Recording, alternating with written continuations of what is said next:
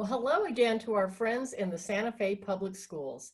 Welcome to another digital learning session brought to you by the Santa Fe Alliance for Science and the Santa Fe Animal Shelter.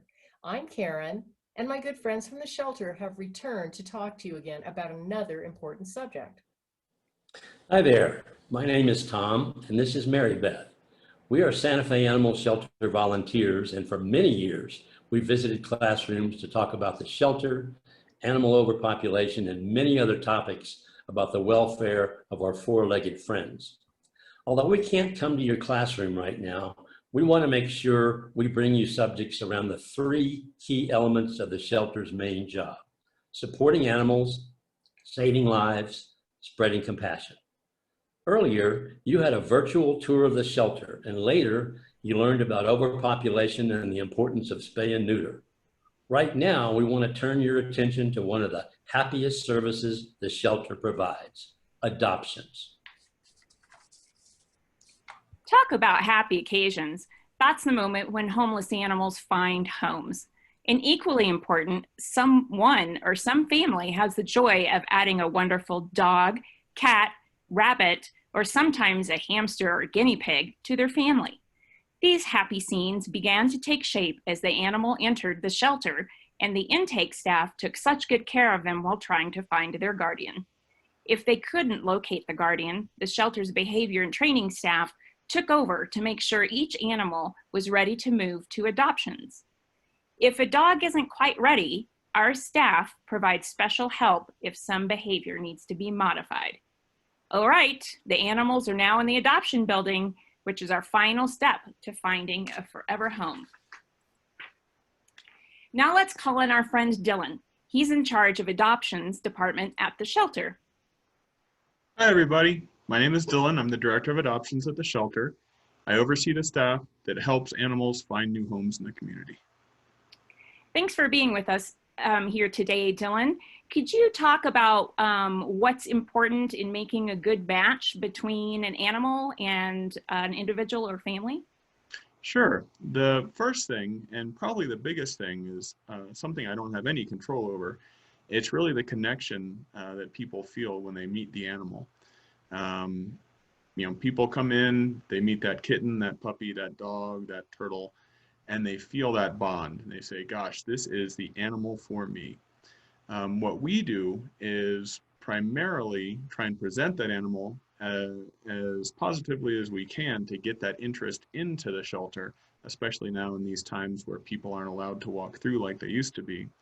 And then once someone falls for that animal, we want to make sure they understand and know as much as we know about that animal. Sometimes that can be quite a bit of information.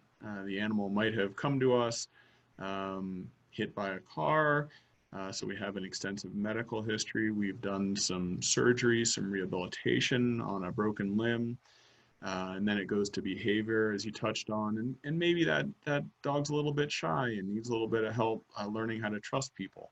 And we want to make sure that everyone who comes in to meet that dog once it's available for adoptions understands all of the things we have.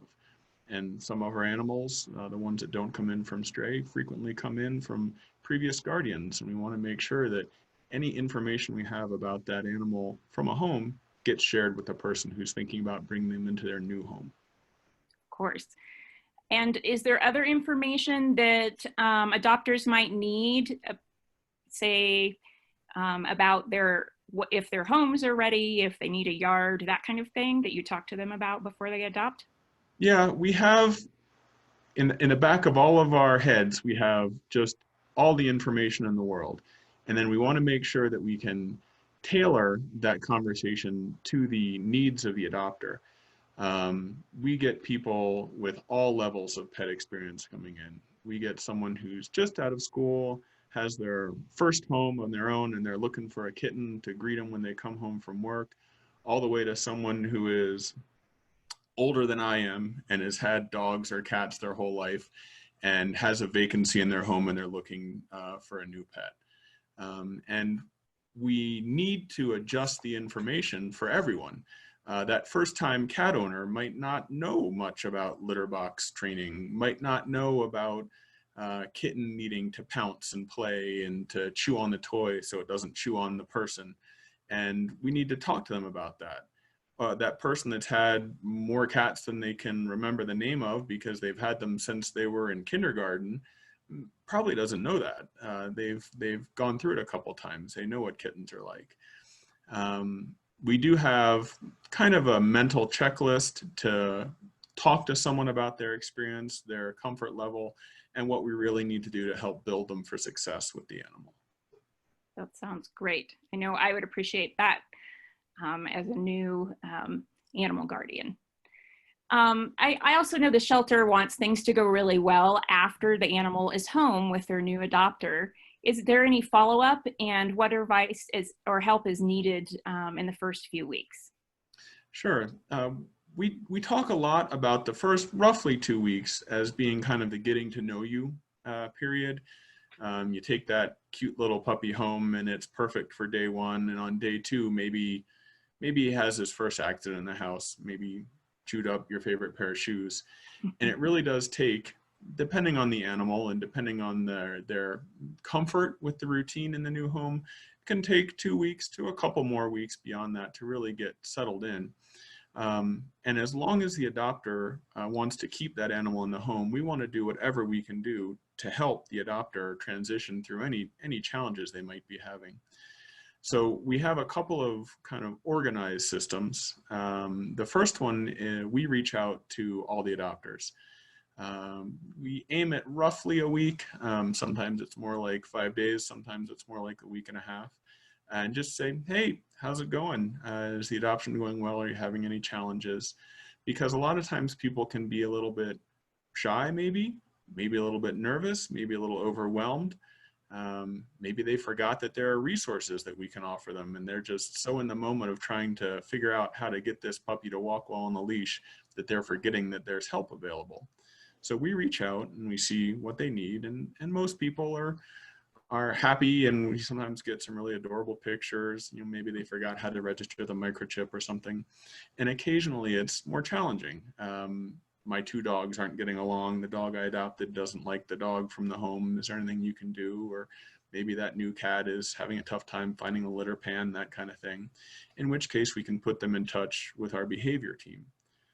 We also have a more passive system of help where every adopter gets a folder, and containing that folder is everything we think someone might need to transition into the home with their new pet. And part of that is a flyer on our behavior department's services. So you can reach the behavior department by phone, by email, or you can go online and fill out a questionnaire, which is really convenient. That way the request for help goes to someone and they can really get a head start in figuring out what the challenges are and what training we might be able to offer. And like I said, as long as the adopter wants to keep that pet in the home, we want to do everything we can. But we also recognize that sometimes it's not a great match. And I know that there's an emotional end to that where people might feel guilty or embarrassed or like a failure, that it's just not working out. But that's not how I view it at all. Sometimes what we've seen in the shelter is not what you see in the house, and sometimes what you see in the house is not really what you wanted in your pet. And if that's the case, bring them back.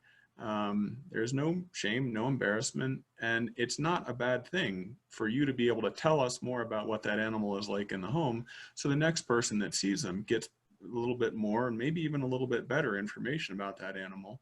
And then you also know more what you're interested in having in your home, and it helps us hopefully make a better match for you in the future.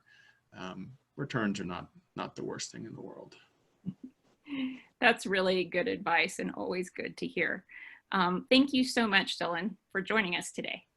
Yep, thanks for having me. Back to you, Tom. Thank you very much, Dylan. That's really great information. You know, before the rules changed in March of 2020, thousands of people visited the shelter, which was open 7 days a week. Back then, we also took our animals out to community events, and many adoptions took place outside the shelter.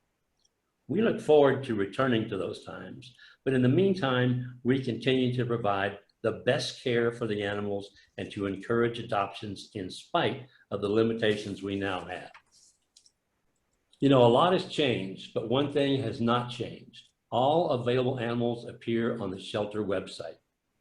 Instead of visiting the shelter anytime, people now must make an appointment to look at an animal they saw on the website or perhaps in a newspaper ad. In spite of all the changes, the shelters want to do everything possible to continue to make our animals available for adoption. We want to make sure that scenes like these will remain a bright spot in our community. So when the time is right to add an animal to your family, remember, we are still here to help you do that. For now, the rules have changed, but what will never change is your shelter's commitment to supporting animals, saving lives, and spreading compassion. Adoption from our shelter certainly represents the best of all of these objectives.